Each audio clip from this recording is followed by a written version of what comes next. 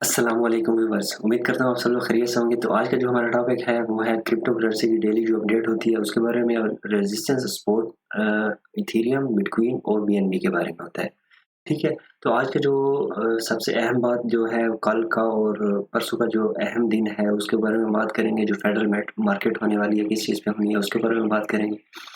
तो सबसे पहले हम जाते हैं जो मार्केट का एक ग्लोबली एक फिगर होता है कि ग्लोबली क्या उसमें कितनी इन्वेस्टमेंट आई, कितनी निकली। परसेंटेज के हिसाब से मैं आपको बताता रहता हूँ कि 24 घंटे के दौरान कितनी परसेंटेज कम हुई, कितनी परसेंटेज ज़्यादा हुई। ये मैं आपको ग्लोबली फिगर देता हूँ, मतलब पूरी दुनिया, वर्ल्ड का जितना पैसा है उसके बारे में आपको इन्फॉर्मेशन देता हूँ। तो पहले सबसे पहले चलते हैं हम अपनी वर्ल्ड का जायजा लेते हैं कि वर्ल्ड में हो क्या रहा है।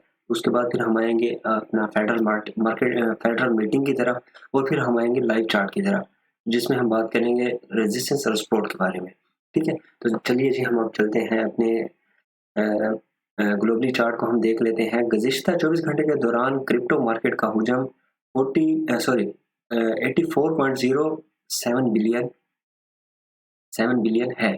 ठीक है। जो कि 6.29% इजाफा करता है। ठीक है। ग्लोबली मार्केट, पूरी ग्लोबल की बात हो रही है, पूरी दुनिया की बात हो रही है कि 6.29% इजाफा हुआ है क्रिप्टो मार्केट में, लोगों ने इन्वेस्टमेंट की है। ठीक है। और कल क्रिप्टो मार्केट 24 घंटे वॉल्यूम का 5.10% तमाम सिक्कों का मुस्तहकम हिजम अब तक अब तक जो है वो है 77.31 बिलियन है। ठीक है।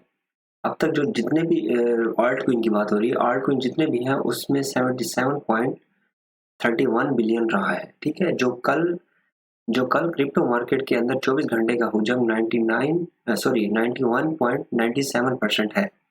बिटकॉइन का गलबा फिलहाल 38.73, जो कि दिन भर में 0.32% की कमी है। इसका मतलब है, बिटकॉइन की बात हो रही है, बिटकॉइन आल्ट क्विन तो पंप कर गए हैं, आल्ट क्विन में तो इन्वेस्टमेंट आई है।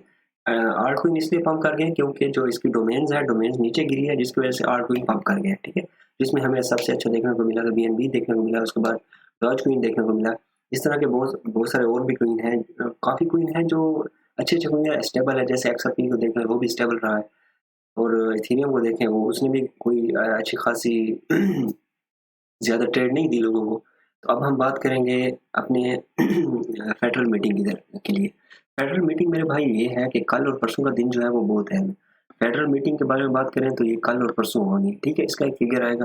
फेडरल मीटिंग में ये होता है कि जो अमेरिका में जो जितनी नई कंपनीज नई जॉब क्रिएट करती हैं उसके बारे में वो बताती हैं, एक फिगर देती हैं कि नई जॉब्स कितनी क्रिएट करनी है। ये हर साल नवंबर 1 नवंबर को होता है। ठीक है। 1 नवंबर और 2 नवंबर को होता है। कितनी जॉब्स क्रिएट करनी है, कितनी जॉब्स अवेलेबल हैं, कितना उनका टफ टाइम होगा, कितनी उनकी सैलरीज होंगी। तो वैसे तो अगर देखा जाए तो अमेरिका के जो लोग वहाँ पर रहते हैं वो ये कह रहे हैं कि अमेरिका में जॉब आना बड़ा मुश्किल हो रहा है। ठीक है। और जो जिन लोगों की जॉब है उनकी सैलरीज कम कम की जा रही हैं। तो अब उस हिसाब से अगर देखा जाए तो ये मार्केट की अपडेट कैसी है कि ये अब आप खुद ही अंदाज़ा लगा लें। ठीक है। फेडरल मीटिंग की बात हो रही है।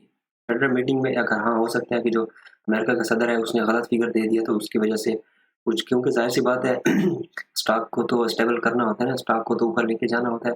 वो हर मुल्क अपने स्टॉक को देख के चलता है। खैर कुछ भी हो सकता है। तो मैंने आपको जो फेडरल मीटिंग में जो बातें होनी है, जो चीज़ें क्लियर होनी है, वो मैंने आपको बता दी। इसके बाद जो इस मीटिंग का रिजल्ट आएगा, ये कल का और परसों का रिजल्ट आएगा, तो इंशाल्लाह वो मैं कल भी आपको अपडेट कर दूंगा और परसों भी अपडेट कर दूंगा। और बाकी जो हम बात करेंगे, अभी मैं लाइव चार्ट पे चलता हूँ, आपको बिटकॉइन, एथेरियम और बीएनबी के रेजिस्टेंस सपोर्ट बताता हूँ। अब किस तरफ मूव करने वाला है, क्या होने वाला है, ये सपोर्ट उसकी क्या है, कहाँ तक नीचे गिरेगा, कहाँ तक ऊपर जाएगा, ये मैं आपको तीनों क्वीन के आपको रेजिस्टेंस सपोर्ट बता देता हूँ। चलिए जी, हम अपने चार्ट की तरफ चलते हैं, लाइव चार्ट की तरफ। अच्छा जी, ये मैंने आपको बता दी, इसकी जो डिटेल थी क्या हुआ क्या नहीं हुआ। ये वर्ल्ड की पूरी दुनिया का चार्ट था, वो मैंने आपके सामने शेयर कर दिया। अब हम चलते हैं लाइव चार्ट की तरफ, बिटकॉइन का। ये बिटकॉइन का 4 घंटे का चार्ट है सर। ये मैं आपको इसकी अभी तक की जो सपोर्ट है इसकी 20,273। ठीक है। 20,273 की सपोर्ट है। अगर ये तोड़ के नीचे आता है तो फिर है 19,736 की। ठीक है।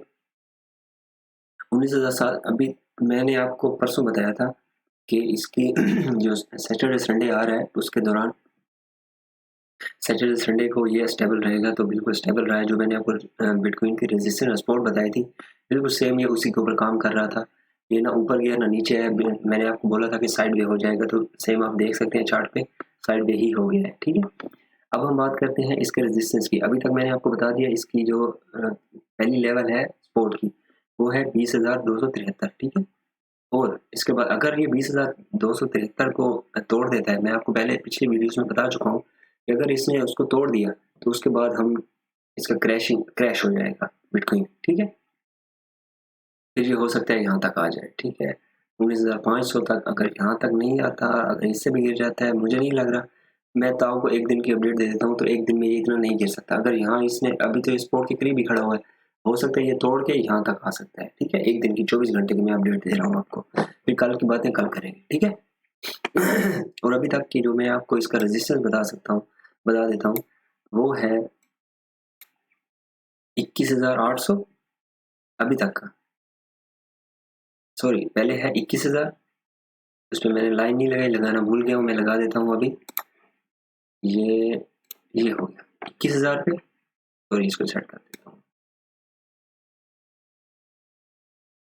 ये हो गया जी 21,000। और इसके बाद हम जाएंगे, इसकी अगली जो रेजिस्टेंस होगी 21,881 की। ठीक है, और इसके बाद अगर ये इसको तोड़ देता है फिर 22,500।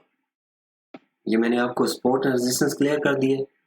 आप इसको अगर आपको समझ नहीं आए तो थोड़ा सा रिवाइंड करके पीछे देख लीजिएगा रेजिस्टेंस एंड सपोर्ट क्या है। और अब हम चलते हैं इथेरियम की तरफ। इथेरियम पे 4 घंटे का चार्ट है। अब मैं इसमें आपको पहले बता चुका था कि इसमें कोई खास ट्रेड नहीं दी इसने लोगों को, तो इसका जो रेजिस्टेंस और सपोर्ट है सेम पुराना ही रहा है अभी तक। ये मैं आपको बता देता हूँ, इसकी 1500 इसकी सॉरी 1491 इसकी है सपोर्ट, और नेक्स्ट सपोर्ट है इसकी अगर यहाँ से ये टूट जाता है, जैसे बिटकॉइन की मैं आपको बात कर रहा था क्रैश हो सकता है, उस हिसाब से अगर हम देखेंगे तो फिर ये 1424 तक आ सकता है या 1400 तक आ सकता है। ठीक है, क्रैशिंग जोन होता है या फिर उसका कोई बंदा आइडिया नहीं लगा सकता कि यार क्रैश कहाँ तक, क्योंकि बिटकॉइन का तो हम आइडिया लगा लेते हैं, फिर ऑल्ट कॉइन का कोई आइडिया नहीं लगा सकते क्योंकि क्रैशिंग में वो कितना गिर सकते हैं। जैसे लूना गिरा था यार, लूना तो बहुत बुरी तरह से गिरा था। खैर उसमें काफ़ी लोगों ने प्रॉफिट कमाया था क्योंकि शॉर्ट में फ्यूचर में लोगों ने प्रॉफिट कमाए थे। अच्छा अच्छा, हम इसकी अगली सपोर्ट की बात करते हैं, रेजिस्टेंस की बात करते हैं। पहला रेजिस्टेंस इसका 1693 है। ठीक है, अभी अभी तक ये मार चुका है 1665। ठीक है, इसके बाद ये ऊपर नहीं गया। मैंने आपको 1700 1693 1700 में इसके रेजिस्टेंस दे चुका था, उससे अगला रेजिस्टेंस है 1800। ठीक है, जो कि 1800 तक अभी आप सोचिएगा मत, नहीं जा सकता। अभी तक आपकी ये जो रेजिस्टेंस है ये रहेगी 1668। ठीक है, और 1693 ये आपका रजिस्टर रहेगा। और आपकी जो सपोर्ट है, सपोर्ट आपकी अभी तक तो ये यहाँ तक है। ठीक है, ये इसको सपोर्ट ले रहा है 1565 को। अभी इससे अगर ये नीचे गिरेगा तो ये यहाँ तक आएगा 1494 तक, मतलब 1500 तक आ जाएगा। अगर इसने वीक मारी तो वीक यहाँ तक भी मार सकता है, 1485 तक भी मार सकता है। ठीक है, ये 24 घंटे की अपडेट होगी। अब हम चलते हैं BNB की तरफ, जिसने बादशाह है, जिसने माशाल्लाह काफ़ी लोगों को प्रॉफिट भी दिया है, काफ़ी लोगों को लॉस भी हो गया है जिन्होंने शॉर्ट किया हुआ था। तो अभी हम बात करते हैं इसके रेजिस्टेंस के बारे में। रेजिस्टेंस इसका काफ़ी स्ट्रांग है, ये है 336 का। जो इसने वीक मार किया है ये मैं आपको बताता हूँ, हाई मार किया है 337 का। ठीक है, 336 इसकी सपोर्ट है, 337 की ये वीक मार के आया हुआ है।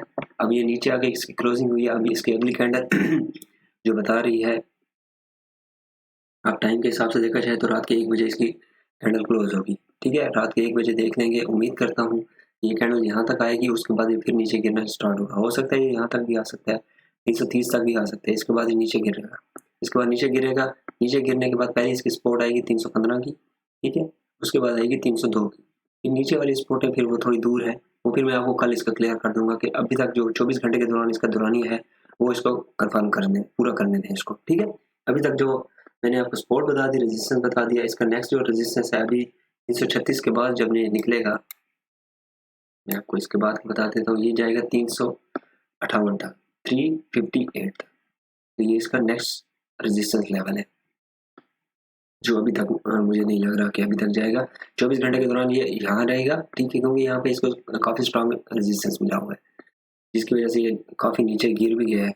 अब देखें 337 कहाँ और 324 कहाँ, कितने डॉलर की डॉलर क्लास में है। अगर लोगों ने इसको 336 337 पे नहीं बेचा तो कम से कम वो है कोई $12 क्लास में, ठीक है। तो ये अभी इसकी है नेक्स्ट सपोर्ट है 315 और 302 की, इसको याद रखिएगा। अगर आपको इसके रिलेटेड आपको किसी कोइन के बारे में मालूमात, रेजिस्टेंस सपोर्ट के बारे में समझ नहीं आ रही, तो आप मुझे कमेंट कर सकते हैं, मैं आपको उसका रेजिस्टेंस सपोर्ट अपनी वीडियो में बता दिया करूँगा। आज तक के लिए इतना ही होगा, हमें इजाज़त दीजिए। अल्लाह हाफिज़।